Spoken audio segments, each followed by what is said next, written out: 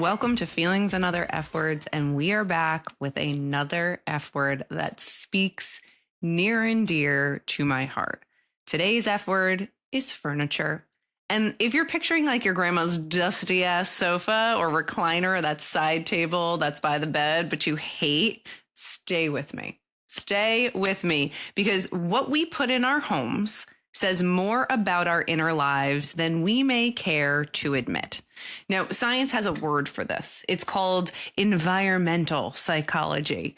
And it's quite literally how our space shapes our moods, our habits, even our relationships. And this was fascinating to me because our guest, and I'll get into her and her amazingness in a second, it really made me think like, oh, wow, if I looked around my house, you can see that I'm an introvert. Like you can see there is seating for like 4 people max in any in any specific room you go into. Like this is it's almost overwhelming for me to think about how to host a whole bunch of people, because internally that's something I try to avoid, even though I'm trying to lean a little bit more into it in other ways. That's why I love my backyard, right? I can put up tables, put up chairs, take it down. Doesn't need to stay, just like my guests. So it's interesting because these spaces do reflect back much about ourselves. And research from Princeton shows that visual clutter, sidebar, looking around my office right now, I can see all the clutter and I get that like rise of anxiety. And this Princeton study is incredibly affirming, but it shows that visual clutter competes for our attention and it actually drains our mental energy. Now, you might be like, absolutely, absolutely. The other side of this that might hurt your feelings a little bit, as it did mine, is a study at UCLA found that the more objects we pile up, so the mail, the dishes, if you have children, the stuff that you have literally put in piles in different places because they either don't have a home or you're so exhausted by the end of the night, you can't fathom putting away 4,000 Legos. It actually makes our stress hormones climb. And this is especially true statistically for women. So our environment, the place that we rest our head, is incredibly important to our mental, physical, and emotional health, if you think about it. Now, so many of us live surrounded by stuff that doesn't serve us, in rooms that don't help us rest. And I think that we don't always think about furniture as a vehicle to unlocking more or aligning ourselves with our higher purpose, higher calling. I don't even know if it needs to go that deep, even just aligning ourselves with what we want, because it's almost so overwhelming. And after, I know we had a podcast on fashion, after we get through dressing ourselves to tell a story, to start thinking about our houses in the same way, or our living spaces in the same way, or even our office spaces that aren't in our homes in the same way, can feel really exhausting. Yet our furniture does signal status, safety, and stories. I have started to really edit down what I keep in this house, mostly because of my kids. In my 20s, I feel like I was more of a minimalist. Like I didn't really have an aesthetic. I didn't really know what should go where or why or how, which I mean, speaks, now that I'm speaking out loud, speaks to very much me in my 20s. But now everything in my house, I want it to tell a story.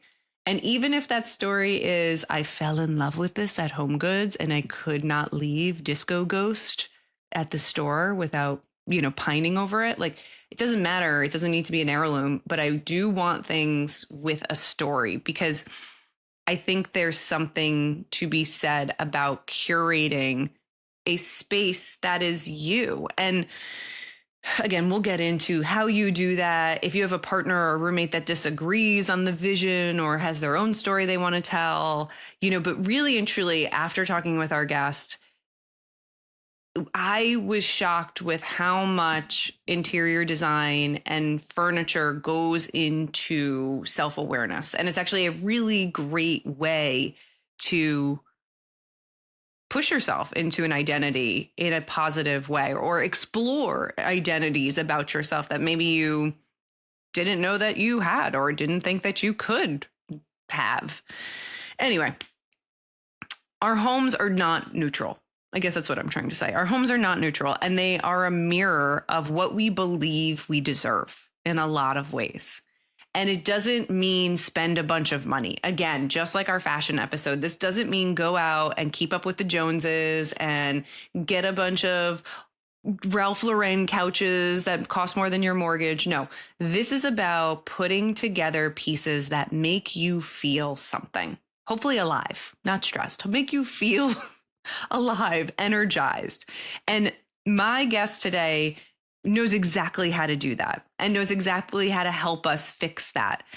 Her name is Liz Toombs. She's an award-winning interior designer. She's a speaker. She's founder of PDR Interiors, and she has spent over 15 years designing, very interesting, sorority houses, historic renovations, and private homes, and making them feel less like showrooms and more like safe, intentional sanctuaries. And her philosophy is radical, but incredibly simple. Your furniture should fit you. It should fit your life now. It should fit your mind now. And it should fit who your future self is trying to evolve into. And she teaches clients how to create spaces that tell better stories. And whether they're starting from scratch or just clearing the clutter, she's helping them seal their calm.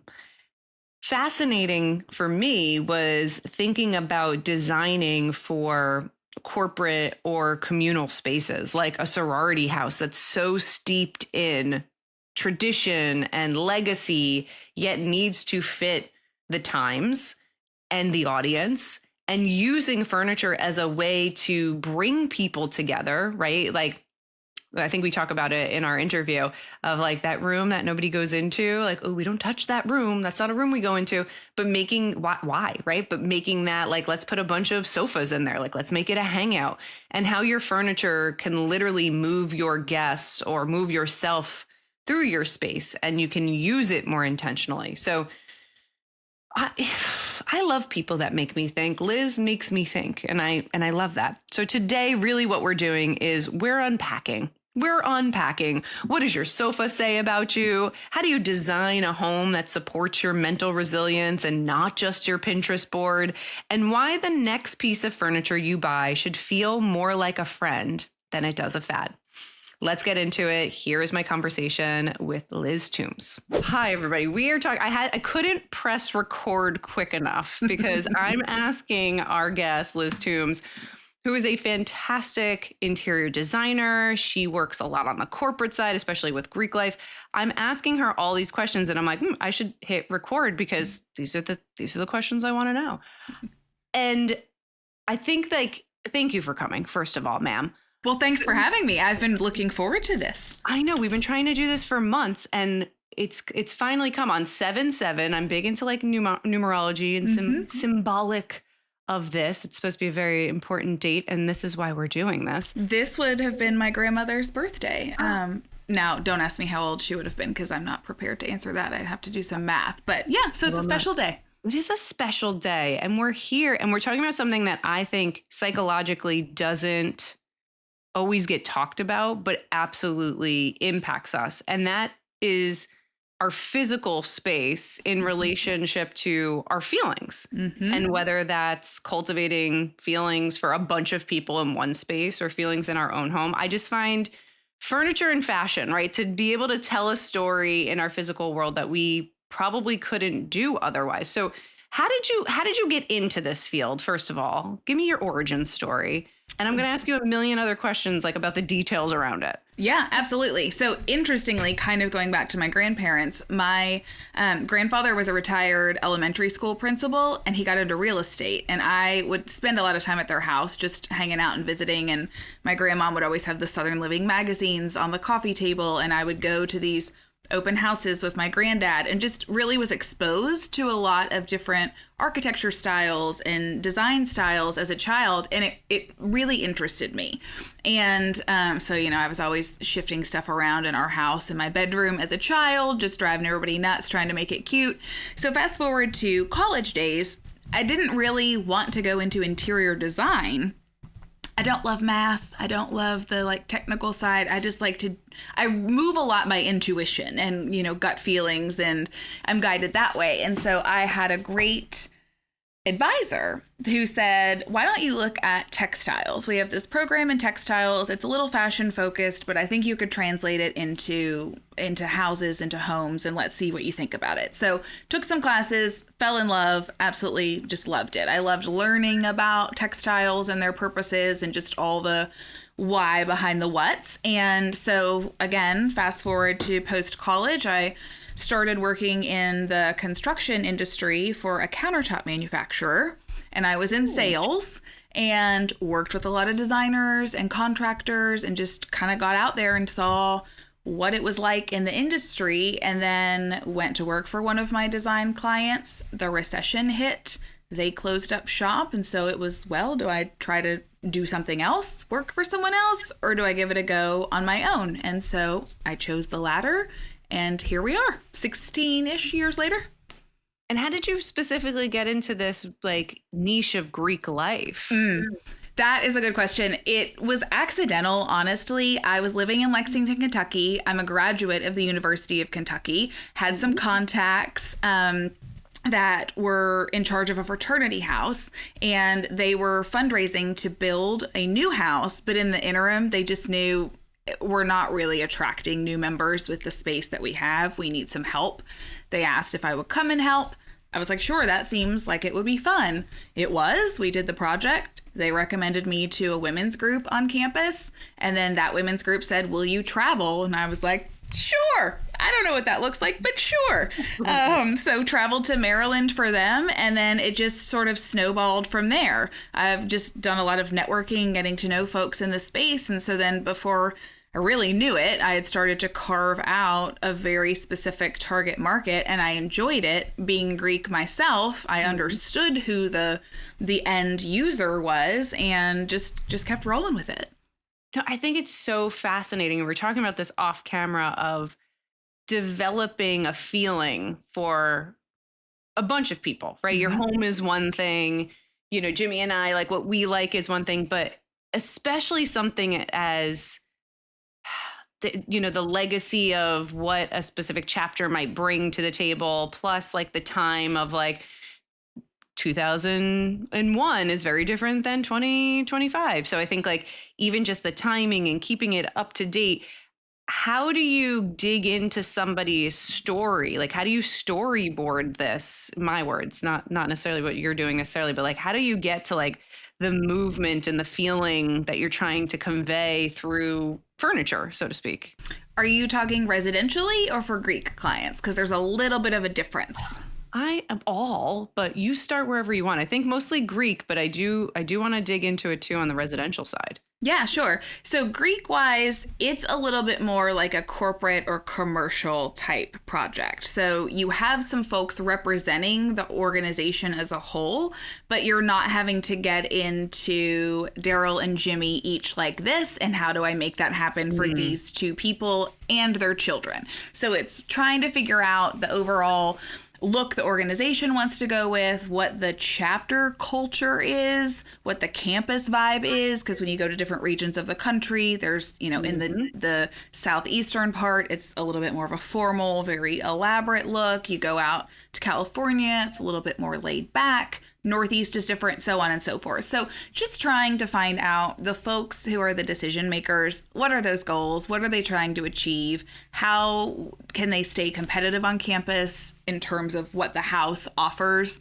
the students, and just pulling all of that in. So in summary, it's asking a lot of questions and then just taking whatever it is that they're throwing at me and those answers and figuring out how to translate that into a design. And when I can get those answers, then I can say, hey, we picked this sofa because you said y'all love to gather in here and watch The Bachelor every week. And so we made sure we got you this huge U-shaped sectional that will really hold up. Everybody can pile in and build community and sisterhood and camaraderie in that space. It's not just something to sit on. So we kind of speak back to what they've told us is important to them.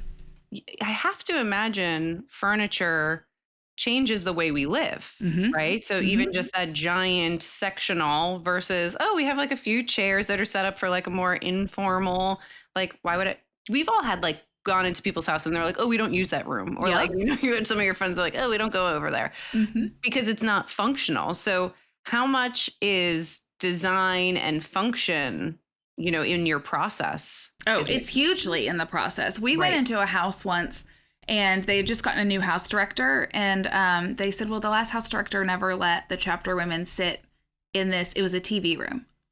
And I was like, I'm sorry, what? Like, this is the largest hangout space in this house. And you have, 40, 50 women living in. They're paying to live here. This is their home during the semester. And they're like, oh, yeah, she didn't want it to get messed up. So that is not what I abide by. I mean, by no means do I want you to go in and tear things up, but we make sure the fabrics are durable, they're stain repellent, things, you know, have really good bones to them, all of this stuff. Some chapters are a little bit more finicky about, oh, please don't bring glass in. Others are like, no, it's fine. It's, you know, not a concern. But just those are the things that you have to factor in, is just the durability and the safety and how they're going to use it. And you have to make sure that it meets what they're wanting to accomplish in those spaces. Otherwise, you've just pretty much lit money on fire and put stuff in that they don't like. You're speaking to my toddler mom heart. I guess they're like not toddlers anymore, but yeah, all this beautiful furniture. I'm like looking around. I have like these white chairs with really sharp edges, and I'm like, they're not even allowed to buy it because somebody's going to lose an eye or spill something all over this non-performance fabric. So now they sit here and they look great, thank God, but they wouldn't go anywhere else because sometimes I mourn my furniture pre-children and they just sits there as like antiques and relics that we don't use. What do you think people get wrong about function and comfort, or, you know, the storytelling of either their home or even in office buildings, you know, on the corporate side? What are people getting wrong? I think that it has to be boring, you know, just because it functions well or is, you know, really durable or has really strong bones, that it can't be beautiful or it can't be kind of flashy and fun and funky. I think that's always kind of been drilled into our brains, or maybe more subtly, like given to us as messages, like, oh, function can't be pretty. You have to pick. It either can be really pretty and it probably isn't going to last that long, or it's very durable and it will be hideous. Right. I feel like more and more I'm seeing on Instagram, so do what you want with that, but these kind of spaces that are meant to be comforting in areas that are typically anxiety provoking. So for instance, there was a doctor's office, I remember sending it to Jimmy, that you walk in and check-in is actually like a coffee bar. And it was like this beautifully designed, I'm sure it cost a ton of money, but it was nice because people had this experience and they left feeling something that maybe they didn't feel before. So is that part of, or how do you think we're going to be changing the way we design spaces moving ahead as geriatric millennials, Gen Xers that are maybe looking for a little bit more out of our spaces?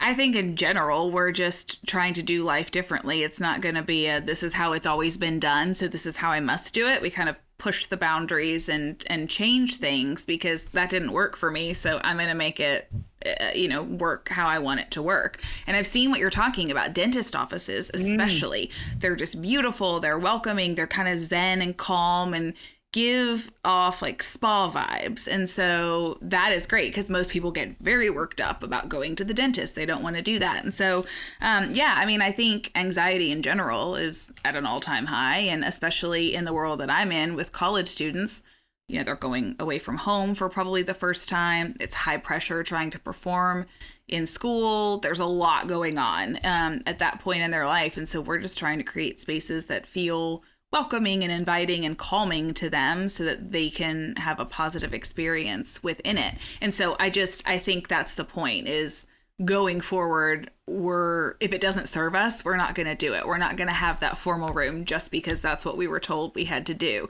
If that needs to be the music room or the meditation room, then that's how people are going to outfit it, and they're going to make their houses suit them instead of it being for show. How do we achieve that? So if I'm like, okay, I want to make my house a little bit more welcoming, calming, or my office space, do you have tips or tricks on how I can literally position things? Is this a feng shui thing? Like, how do I get there? Yeah. Admittedly, I don't know a lot about feng shui, but what I will say, you need to know a lot about yourself. You need to understand what makes you tick, because what calms you down could be different than what calms me down. Aside from colors, there's color theory. Obviously, we know the warmer colors, red, orange, yellow, energize us, can amp us up. The cooler colors calm us down. But beyond that, just know, like, do you love having that natural light coming in and being able to look out at your hydrangeas out the window? Is it that you need to be able to stand up every so often, so a stand-up desk is super important? Do you love dark and moody things, and that just helps you get in the zone and focus for work? So maybe your walls need to be color drenched in a really cool dark green, just moody color. There's a lot of things that you can do, but the most important thing is you have to figure out what makes you tick. And even just putting together some kind of Pinterest board and just noting on each photo, this is what I like in this photo, like that sofa style or these moody walls or this light fixture. And then you can kind of pull all that together and be like, okay, this is the vibe that I'm going for. But just start with yourself and answer those questions first. And I love that, because I'm a huge advocate of self-awareness. And I think people don't always take into consideration their surroundings as influencing how they feel. I was reading something about, I forget the name of it, I'll have to go back, but it's like almost this, like, I fixed one thing in my house and now I have this spiral and I feel like I need to fix all these other things. Yeah. Do you see that as something that's happening? Can we fix just one thing? Like, how do we hold back from maybe busting our budget or keeping up with the Joneses, in our spaces? Because it's almost like, ooh, I got brow filler and now I need to get my lips done and now my neck is terrible. It's almost like this, like, we can get out of control really quickly. So how do we honor our space, honor ourselves, honor our budget as we're trying to, progress into a physical space that feels like us? It is a domino effect for sure. And my number one tip is, instead of painting in this room and changing the bedding in this one and just kind of dabbling through the house, pick a room and focus on doing everything that you want to accomplish in that space, because then what that does is it gives you a sense of accomplishment. You're excited about what you've done. You've made some really intentional changes and you're getting to enjoy that space. And then that gives you energy and excitement to move on to the next project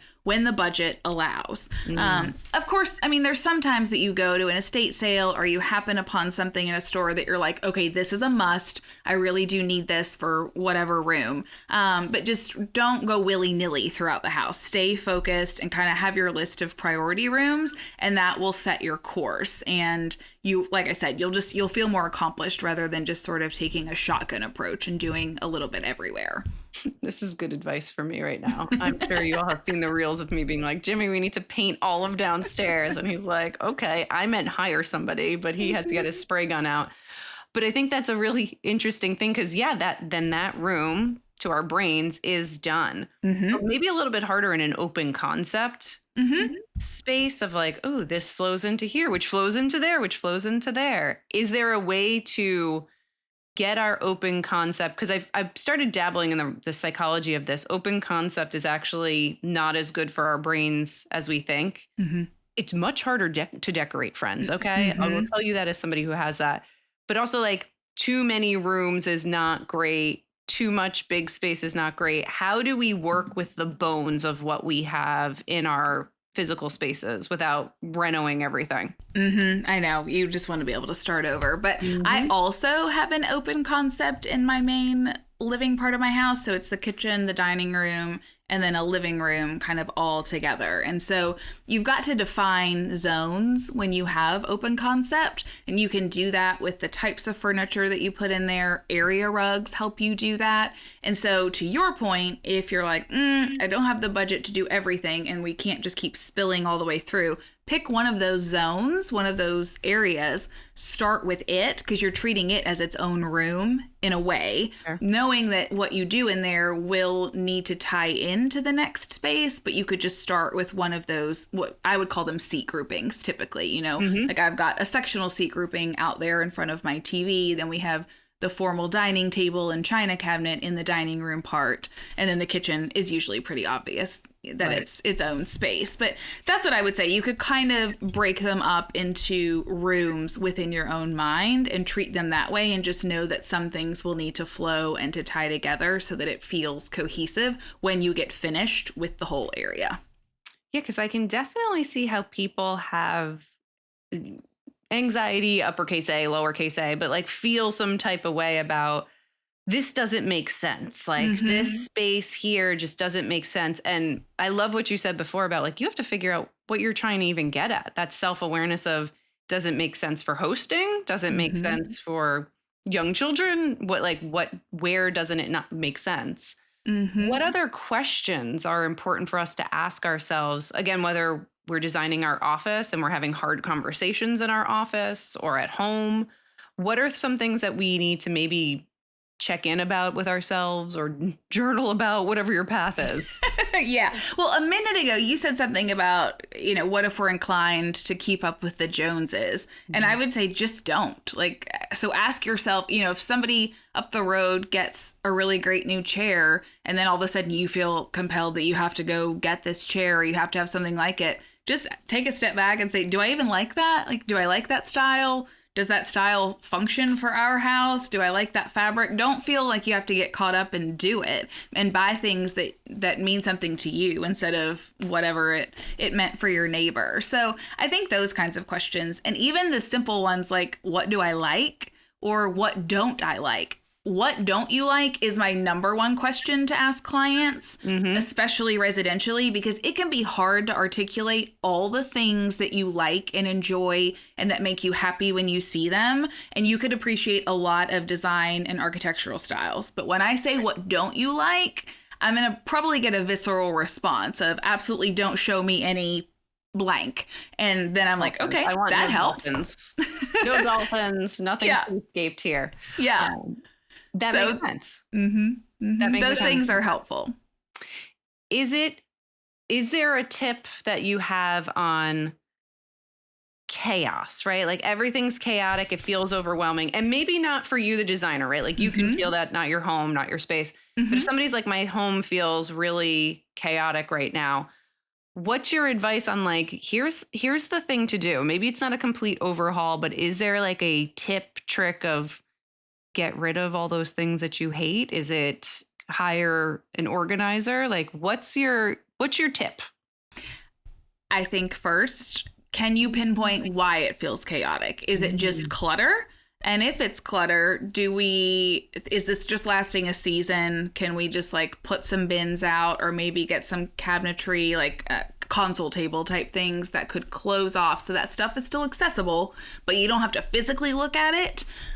Or does it feel chaotic because, you know, you're still in all your furniture from college and now you have this grown up house and it doesn't flow together? Like, what is it that is making it chaotic? And so usually if you can pinpoint that, then you could be like, okay, I could solve it by asking someone to come help me, or we could focus on new living room furniture so that it feels more cohesive.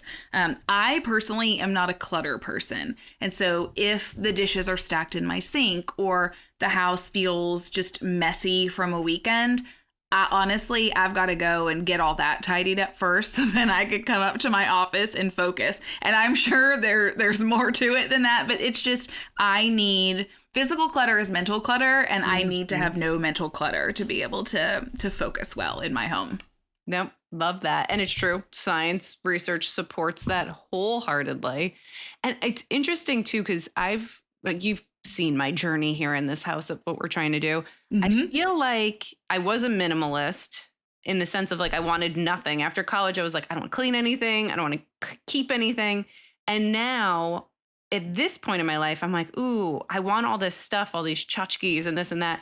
But I've had to say to myself, I have to have a rule of like, does it tell a story? And what story does it tell? Because I want things in the house that I can point at being like, oh my God, we got this and da da da da da da da. Or this is from like, we have hanging up the door knocker from my childhood home growing up. And it's like randomly on a wall. Like, are there tips or things like that you can also give to people that are maybe trying to find their design identity, or maybe like a mantra they can have as they're looking through things to bring into their home or take out of their home? I like what you said about, does this have a story? So is there like, oh, it spoke to me because I thought it was neat. It came from this estate sale, or this was from my childhood home. I love that because I love conversation starter pieces. Like I have the strangest golden deer head hanging. It came from a HomeGoods, but I have it hanging in my front room. I've loved it. I've taken it to a lot of houses and people are always like, what is this about? And I'm like, I just thought it was cute. Like it was kind of funky and whatever. So I think that's what you have to keep in mind is like, does it make you happy? Is it something you've collected on travels? Does it tell a story? Is there sentimental value to it? And if the answer to all of those things is no, you probably don't need it. But if you start to see that, okay, yes, the answer to some of these is yes, then I think it's worth keeping or worth bringing in. Otherwise, it's just going to be something you'll probably junk a couple years down the road.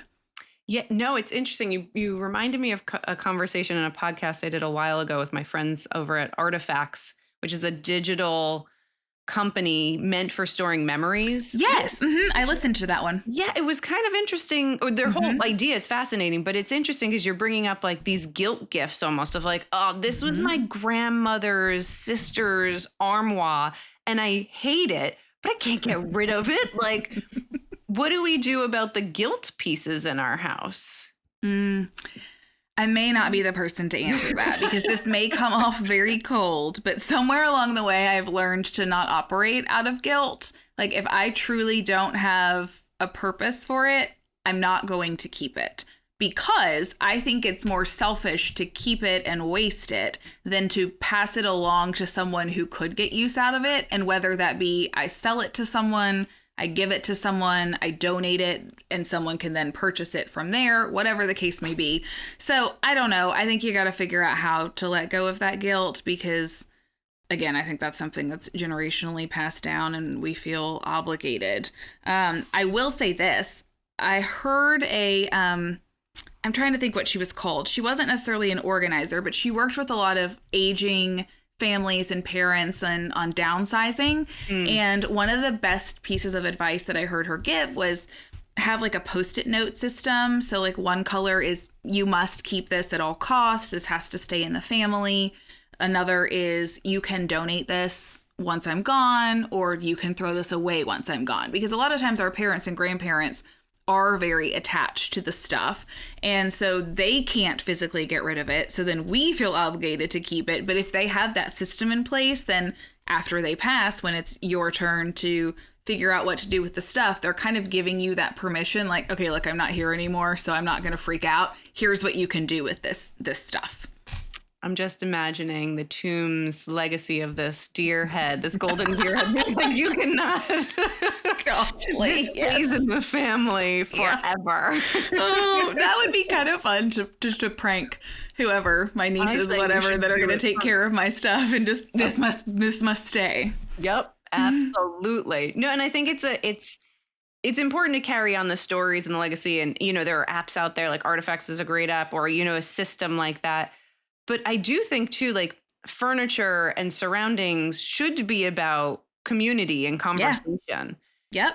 Are there ways to do that intentionally beyond the tchotchkes, the trinkets? Like, are there ways to set up conversation areas, or how can we reimagine a space to fit that? And I know it's a very wide, broad question. Well, kind of, but at the same time, what comes to mind to me is it seems like a no-brainer. You just set up your furniture so that if you have one friend there or 5 friends there, how can you all sit comfortably to be able to chat with each other and, you know, enjoy each other's company? And so is it kicking your feet up? Is it curling up on a sectional? Is it laying in a recliner? You know, whatever that is. And then how does the television play into that, if there is one in the room? And so just orienting the space so that it is good for that gathering and that community. It's interesting. We always end up gathering in the kitchen and like leaning on the counter when there's comfortable furniture not that far away. But yeah, I think just think about, again,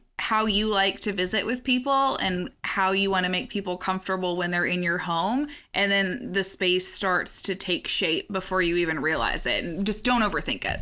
Right. I'm like mentally filing this away because I'm having trouble with my like living room area. Also, I'm an introvert. So there's this part of me that's like, I don't want a lot of people here. And my like furniture clearly reflects that. Yeah. Which is a problem and also not a problem. I guess I need to honor that part of me, but also be prepared that I do want people over at some point in time. Mm-hmm. Are there places to shop that you like that feels like, ooh, this might be something that's fun and funky? I'm trying to design my office at work, or I want to bring some stuff in that's durable or focused on family. Any of your designer tips there? It kind of depends on where you're located in the country. Nationally, HomeGoods is always fun, in my opinion, because you can go in and it's regularly turning over their inventory. It's usually good brands, like designer brands and quality brands that are brought in at a lesser price. And so it can just be kind of fun, different things that you don't find everywhere. I also like going to peddlers malls or antique stores or just some kind of vintage shops to be able to pull things. Are you familiar with the website Everything But the House, the estate sale website? Writing it down right now. It is worthwhile. So they do these sales locally, but then you can also bid on things online and you can get some really interesting, fun stuff that way. So those are great too, because usually it's somebody has had something for a while. It has a story and it's more interesting than what you would find in a HomeGoods or any other kind of basic store. Yes. Facebook Marketplace. I have seen some very, I don't want to say bizarre, fantastical things on Facebook Marketplace, like slightly used coffin. And you're like, that's interesting.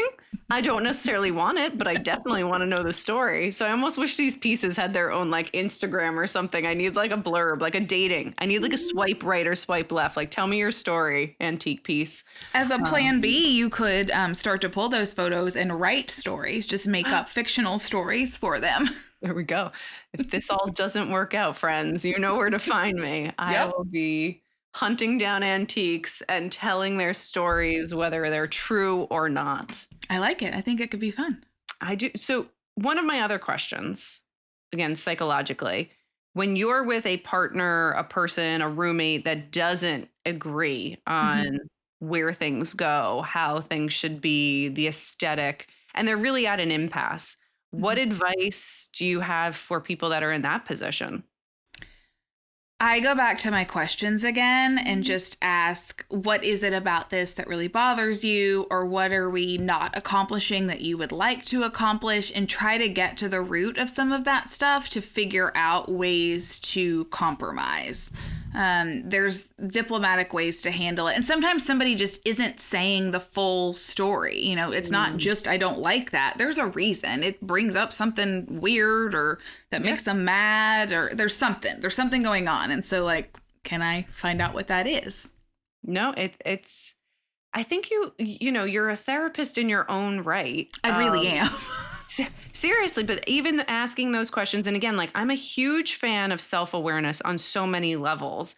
And I was having this conversation again on the fashion level of like, it's important to dress for how you want to be perceived, not because it's shallow, but because it's part of your identity and your house, your home. Maybe at work, you don't have a ton of ways to change that. Like you're not going to paint your walls necessarily, but like what you bring into your office space and how you decorate, I think that's important for our psyche and for you to be there to help guide people, or even just dropping these questions that you are. All of you listening, I hope you're taking notes, because these are the things that boost self-awareness. And it's not just how I feel, it's I've dug in and I understand what it is that I'm feeling and where it needs to go. So I think again, I think there needs to be this group effort for people moving forward from a design standpoint, from a psych standpoint, medical. There you go. We just we have some work to do in the world, Liz. We really do. What is next for you and your company? I know we talked a little bit about some cool stuff that may or may not be on the frontier, but what's going on in the world of corporate design? I would love to have a crystal ball, but some of the things that are interesting me right now is exploring product design. So maybe looking into furniture, fabrics, wallpapers that really speak to and meet some needs within the Greek housing realm. So trying to explore what that looks like and just having fun with it and seeing what comes up and what can happen. I love that. And I think it allows you probably to tap into your creativity that is clearly flowing in a different way.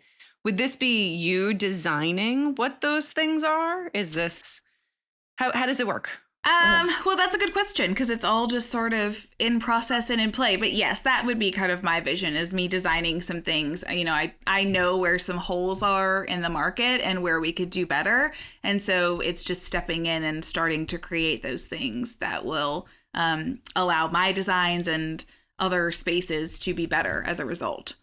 That's super cool. I was at a conference, a women's conference called Bloom in Rhode Island, Southern Rhode Island, and a lot of designers came in and they were talking about how almost like what they wanted didn't exist. And that's why we've had almost so much of this uptick in cool stuff, for lack of a better word, because local, my air quotes are out, like people who are very good at what they do are starting to put their talent and influence into the physical things, and it's making such a difference. So I guess because you also have such a wonderful following of college age students, like, and for me, a lot of women and people in pivot, what advice do you have for people as they're trying to figure out their careers, their lives?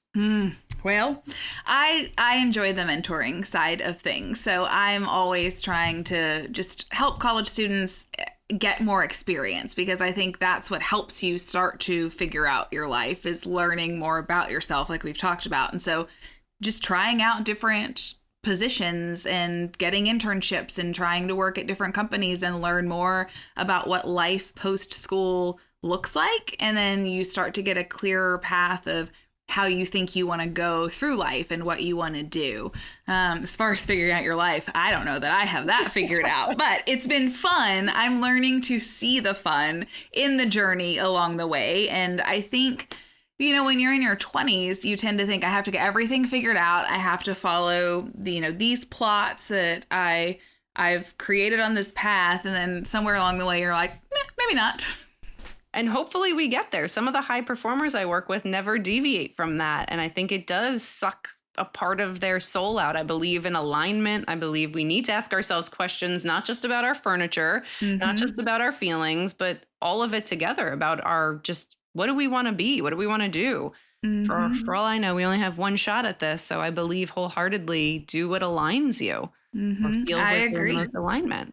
Yeah, that's my, I have a little word bracelet on with my word of the year, which is aligned. So that's kind of my MO right now is just checking everything against, does this align with me and what I want and where I think I'm going? And it's just been, like I said, a fun process.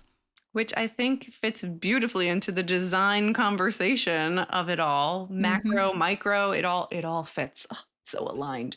How do we get in touch with you? How do we find you? How do we follow you? Or maybe, I don't know if you're deviating outside the Greek space, but how do we work with you? Yeah, no, we do residential work as well all across the country. I am excited to say we have a new website that just launched recently. And so it is pdr-interiors.com.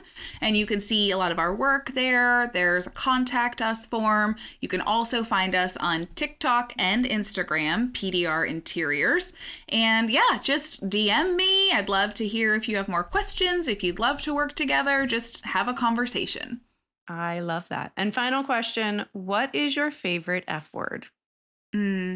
Am I allowed to say bad words? You can say whatever you want here. It could be any Fuck effort. is my favorite for sure. It flies all the time on the you just like when you're on the job site, it just happens. And there's these funny memes in the design world of like the designer, what you think she is, and it's like super classy and doing all this, and then it cuts to a designer on the job site and it's David from Schitt's Creek just saying it in all these ways. And I'm like, yeah. And if you have time for a quick story, I'll tell you my origin story for that word. I don't know where I heard it for the first time, but apparently when I was in preschool, my mom put me to bed and she heard me saying it in different voices and different inflections. And she came in and was like, I'm sorry, what are you doing? And I was like, oh, I'm just saying this. And so anyway, I guess it just stuck with me to this day. Clearly, it is a part of your origin story. And I think that there needs to be a podcast episode of yours that you just need to say it in all your different inflections for at least 10 minutes. And that's just the whole episode. Yep. That would be something. What is the podcast? Where can you listen to it? My podcast is Sorority Chat Podcast. And it's really, everybody needs to listen to it because it's really great. And it's not just necessarily about sorority life and things. I think anybody can take something, a grain of salt, a truth. All of our inner 20-somethings almost need some of the reminders that you're talking about on that podcast as well. And it's well done. Well, thank you. Yeah, it has been fun to branch out into more leadership discussions, mental health discussions, and conversations just about everyday life. And so it's been a fun endeavor. I really enjoy it. Yes, and you're very good at it. Follow Ms. Toombs, follow Liz on all of her platforms. Check her out. Absolutely hire her to work with. She's just fantastic and amazing. And I'm such a fan and so happy that you're here. For the rest of you, tune in next week for another episode of Feelings and Other F Words. Don't forget to like, follow, and subscribe on Apple Podcasts, Spotify, or wherever you get your podcasts.